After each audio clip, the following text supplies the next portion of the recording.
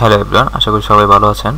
আজকে আমরা দেখব আমাদের ডটনেট কোর যে প্রজেক্ট আছে ওই প্রজেক্টের যে ডাটাবেস ডিফল্ট কানেকশন, এই ডাটাবেস আমাদের সার্ভারের সাথে অর্থাৎ প্লেস সার্ভারের সাথে আমরা হচ্ছে কিভাবে এই যে প্লেস সার্ভারের ডাটাবেসের সাথে আমরা কিভাবে কানেক্ট করব। আমাদের হচ্ছে এই ডটনেট প্রজেক্টের এখানে যে যেমন হচ্ছে সার্ভার, এখানে হচ্ছে আমাদের ডোমেন নেমটা সেট করব, তারপরে ডাটাবেসের নাম সেট করব, ইউজারের মধ্যে ইউজারের নেম সেট করব, পাসওয়ার্ডের মধ্যে পাসওয়ার্ডটা সেট করব। এই ভ্যালুগুলো হচ্ছে আমরা প্লেক্স থেকে কিভাবে নিব দেন সেই বিষয়টি আমরা দেখব। প্রথমে হচ্ছে এখানে যে আমরা প্লেসকে লগ ইন করার পরে দেন হচ্ছে এই যে ডাটাবেস অপশনে লেফট সাইডে যে ডাটাবেস অপশন আছে ডাটাবেসের অপশনে মেনু বারে ক্লিক করব। দেন হচ্ছে এখানে লেখা আছে অ্যাড ডাটাবেসের মধ্যে আমরা ক্লিক করব। অ্যাড ডাটাবেসের মধ্যে ক্লিক করার পর এখানে হচ্ছে কয়েকটা অপশন আসবে, যেমন হচ্ছে জেনারেল অপশনে আসবে database name, then database server, related site. Suppose এখানে ডাটাবেস নেম দিলাম আমি টেস্ট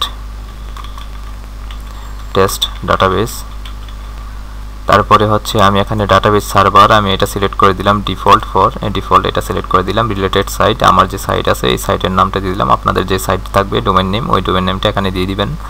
তো প্রথমে হচ্ছে আমি এখানে যদি এটা কপি করে নেই কমান্ড সি দিয়ে ডাটাবেস নেম, দেন হচ্ছে আমি ডটনেট করে আমার যে ডিফল্ট কানেকশন আছে এখানে যে দেখেন ডাটাবেসের মধ্যে আমি আমার ডাটাবেসের নেমটা আমি এখানে আমি হচ্ছে ডাটাবেসের নেমের মধ্যে আমি এখানে এটা কি করে দিব, পেস্ট করে দিব। কমান্ড বি দিয়ে আমি এটা আমার কপি হয় নাই, কমান্ডের দিয়ে আগের জায়গায় নিয়ে আসতেছি। আমি হচ্ছে এখানে কন্ট্রোল সি দিয়ে কপি করলাম, কন্ট্রোল সি দিয়ে কপি করার পরে এবার কন্ট্রোল বি দিয়ে আমি এখানে পেস্ট করে দিচ্ছি। দেন হচ্ছে আমার হচ্ছে এখানে হবে আমার যে আমার ডোমেইন নেমটা, আমার যে সাইটের নাম devilarticle.com, ঠিক আছে। আমি হচ্ছে এখানে সার্ভার নেমটা দিয়ে দিলাম, ডাটাবেসের নেমও দিয়ে দিলাম। এখন হচ্ছে ইউজার পাসওয়ার্ড দিব। এখন ইউজার পাসওয়ার্ড আমাকে নিয়ে আসতে হবে। এখানে যে ইউজার নেম আছে এই যে দেখেন ইউজার নেম আমি এটা চেঞ্জ করতেছি না। সাপোজ আমি এখানে ইউজার নেম আমি দিয়ে দিচ্ছি টেস্ট ইউজার। আমি এটা কপি করে নিলাম কন্ট্রোল সি দিয়ে। দেন হচ্ছে আমি এখানে ইউজারের যে জায়গায় এখানে কন্ট্রোল বি দিয়ে পেস্ট করে দিলাম। তারপরে হচ্ছে এখানে আমি হচ্ছে জেনারেট করতে পারবো, আমি জেনারেট করলাম যে কোনো একটা পাসওয়ার্ড। এই যে আমি কন্ট্রোল সি দিয়ে কপি করলাম। দেন হচ্ছে আমি এখানে পাসওয়ার্ডের জায়গায় কন্ট্রোল বি দিয়ে পেস্ট করে দিলাম। দেন এখানে হচ্ছে ট্রাস্ট সার্টিফিকেট, এখানে আমরা ট্রু সেট করে দিলাম।